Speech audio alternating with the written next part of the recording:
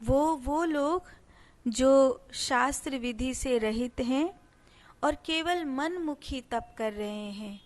मनमुखी तप करने का अर्थ है मनः कल्पित, अहंकार से, दंभ से या आसक्ति से या कामना से या किसी बल से केवल वो जो शरीर रूप में स्थित हैं वो भूत समुदाय को भजते हैं, अर्थात शरीर, मन और इंद्रियों को ही के रूप में परिणित हुए आकाश आदि पंचभूतों को ही भजते हैं, माने उन्हीं को पूजते हैं। शरीर रूप से स्थित भूत समुदाय को पूजते हैं।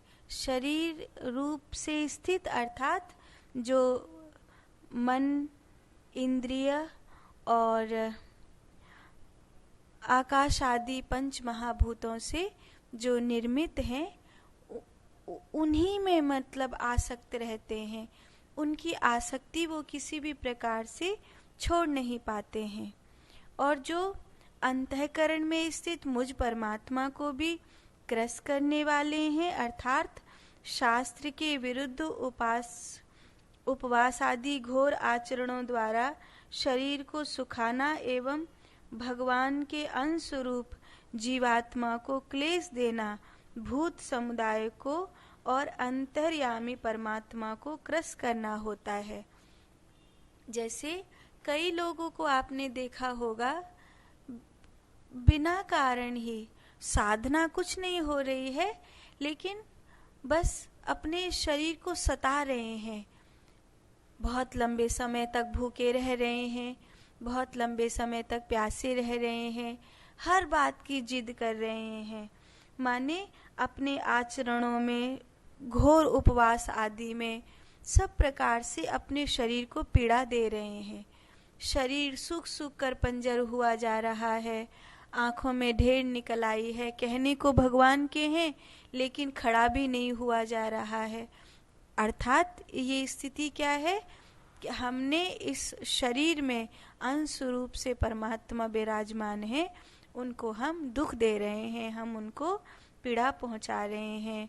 तो जो भगवान कह रहे हैं, अंतःकरण में स्थित मुझ परमात्मा को भी जो क्रस करने वाले हैं, अर्थात मुझ अंतर्यामी परमात्मा को जो जीवात्मा क्लेश देता है, भूत समुदायों के अंतर्यामी मुझ परमात्मा को अंश रूप से जो अपने आचरणों से, घोर उपवास आदि से जो शरीर को केवल सुखाता है, हठ योग करता है, मुझको दुख देता है, उन अज्ञानियों को तू असुर स्वभाव वाला जान।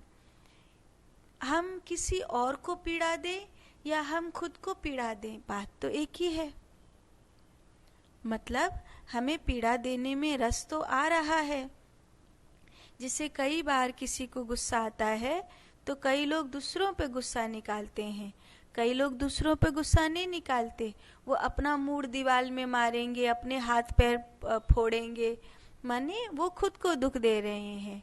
कुल मिला के चाहे आप दूसरे को दुख दें या स्वयं को दुख दें, आप हिंसा में सुख ले रहे हैं, और आप हिंसा में सुख ले रहे हैं तो चाहे खुद को मारना हो या दूसरे को मारना हो, दोनों बराबर ही पाप हैं। इसीलिए वह असुरता कहलाती है।